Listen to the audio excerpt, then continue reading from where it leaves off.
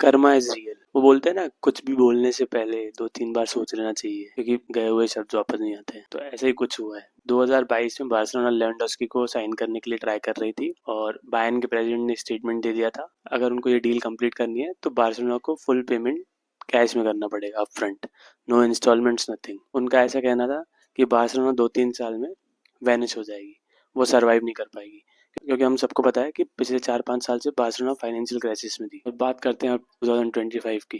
Barcelona जो कि अपने फाइनेंशियल क्राइसिस से धीरे धीरे बाहर निकल रही है, सारी चीज़ों को रिकवर कर लिया। जॉन लपोता ने काफ़ी चीज़ें स्मूथ कर दी हैं, और अभी रिसेंटली 2 दिन पहले उन्होंने जो प्लेयर्स बार्सिलोना से जा चुके हैं उनकी कुछ सैलरीज ड्यू थे अभी भी, जैसे कुटिन्यो की थी, मेसी की थी, तो उन सब के भी अभी उन्होंने पेमेंट चुकाए हैं। वो डेट भी ख़त्म कर रही है बार्सिलोना। और ऑन दी अदर एंड अभी रिसेंटली बायर्न म्यूनिख ने स्टेटमेंट दिया है कि वो फाइनेंशियल क्राइसिस में है, और फीफा क्लब वर्ल्ड कप खेलने के बाद उनको कुछ जो वहाँ से वो अर्न करेंगे तो जाके चीज़ें थोड़ी स्मूथ होगी उनके साथ। निको विलियम्स जो कि बायर्न को रिजेक्ट करके बार्सिलोना की तरफ इंक्लाइन है, और होपफुली नेक्स्ट वीक या कुछ दिनों में साइनिंग भी कंप्लीट हो जाएगी।